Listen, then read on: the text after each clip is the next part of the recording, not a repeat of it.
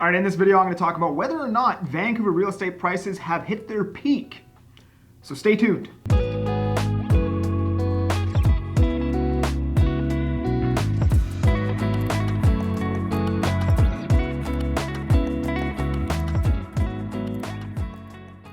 I'm that Agent Kelly. I talk about Canadian real estate in my local market of Abbotsford in the Fraser Valley. And if you guys get any value or entertainment from my videos, subscribe to my channel, please, for more videos like this, and like this video so I can put it out into the algorithm more easily, get more people like you to see my content. And if you want to chat one-on-one, you can do so by scrolling down into the description, clicking on my Calendly link there, and you can book yourself right into my calendar. All right, so a comment that I always get on all of my social media platforms is, so do you just think real estate's gonna go up forever? And it's funny, as we just went through a year-long bear market where all prices was go down. So to answer your question, no, I don't think real estate prices will go up forever. I think they'll go up and then they'll correct and they'll go up and then they'll correct, or rather, I don't think that that's what's going to happen. I'm just saying that that's probably what's going to happen. But nothing's guaranteed. I mean, it's funny, like I posted bearish videos forever and I was still getting all this hate, and then, you know, I post a bullish video and then all the bears come out of the woodwork and start saying all this ridiculous stuff. And I put out a video actually on this channel like in January saying buy now before it's too late. Clickbaity titles to get you to watch it, but at the end of the day, that's kind of what I thought. Like, I thought prices were going to go up, and you guys should go back and look at the comments in that video. I got eaten alive in the comments section, but you know, at the end of the day, I was right, you were wrong. Let's get into it. Now stick with me because this is going somewhere, just bear with me. But I got a comment yesterday that said, do you think detached homes in Surrey are going to be $10 million in 30 to 40 years? So to answer that question, I don't think they'll be $10 million. I think it's very possible that they'll be $10 million. Because what's happening right now in our market, as if you guys haven't noticed, is that the product that's being brought to market is getting smaller and smaller. Back in the 90s, detached homes were built on 6,000 square foot lots. Today they're built on, 3,000 to 4,500 square foot lots. Condos, a two-bedroom condo is 1,200 square feet. Today, a big two-bedroom condo is 800 square feet. Like, most of the two-bedroom condos being built in Surrey Central right now are like 750 square feet. And if you look at townhomes, they used to be about 2,200 square feet. Now a normal townhome's like 1,300 square feet. So what's likely to happen is that a detached home won't be $10 million, but it's not because the market hasn't appreciated for allowing it to be $10 million. I think that detached home will likely be, 3 detached homes together will be 200 condos, and 50 of those condos are 280 square foot studios with no parking selling for $1 million. Or maybe it's, turned into a quadplex where each unit is $2.5 million. Or maybe it's, you get what I'm saying? Like, the detached home may not be around anymore as it's being developed into a smaller unit. Or maybe it's been subdivided into 3, 2,500 square foot lots with skinny detached homes, kind of like what they're building in Calgary and Edmonton. So overall, I think that, the prices don't have to go to $10 million because the developers, the marketing companies, everybody's going to find a way to make the product smaller and smaller and smaller to make the perceived cost lower. Because in Surrey Central, if they were still building 2-bedroom, condos right now at 1,200 square feet, you'd be buying them for, $1.1 million for a 2-bedroom condo. Obviously, nobody's going to pay that. So what they do is they just make the unit smaller. Now, this obviously sounds like a shitty dystopian way of living, and I'm not saying it's right or wrong. I'm just saying that this is probably what's going to happen. I mean, I have conversations with industry veterans every day, developers and people who run project marketing companies, and their main objective is, how do we make the unit more affordable so we have a better absorption rate? And it basically always comes down to, well, let's give them more amenities in the common areas so there's stuff to do within the building, but we'll make the actual living space smaller. That way people don't have to spend as much time in their actual home. They have an office in the building, they have a dog park in the building, they have a gym, they have a pool, they have a sauna, they have a yoga studio, they have everything within the building, but their actual living space is getting smaller and smaller. And I think you guys would be very surprised at how much smaller our living spaces could actually get and how much more crafty they could be about the current living spaces we have, like making the appliances smaller to, create more space, or possibly even getting rid of an appliance. Maybe they get rid of the dishwasher again. Maybe they get rid of the balcony,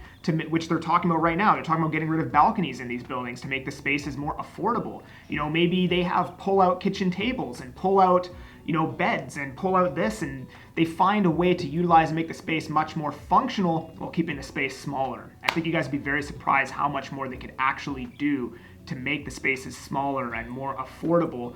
But the bang the price per square foot is ever increasing. So this is the first reason why I think Vancouver real estate hasn't peaked. I think the units could get a lot smaller than they are right now, unfortunately, just because that has been what has happened in Japan and places like Hong Kong and so on and so forth.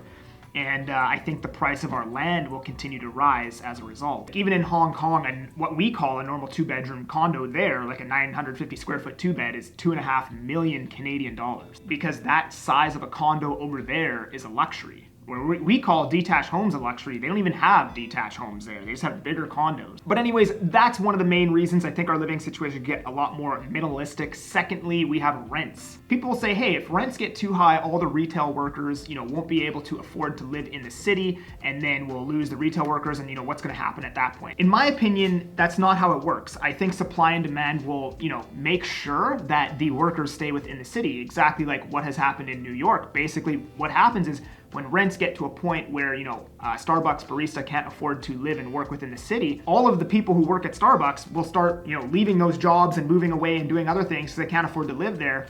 Now Starbucks is going to struggle to hire people, so they have to increase their wages. And then eventually they increase their wages to a point because the buyer is going to set the market rate, the employee is going to set the market price. Eventually, the wages are going to have to be increased to a point where a Starbucks barista can pay their rent, live in the city, and work there. So to answer your question, I don't think that's going to be a concern because the people who live within the city who have the money will, be able to pay more for the products and services when they live there. That's why, you have places like all the products and services in Vancouver are going to be more expensive than they are in, Edmonton or wherever else in the world because, you have to pay the workers more in those cities. Same thing in New York. Secondly, I think we're going to see a lot more tenants opting into sharing their living space. In Tokyo, it's, not uncommon for 2 to 4 people to share a 1-bedroom condo. And that sounds terrible. I'm not saying it's right or wrong.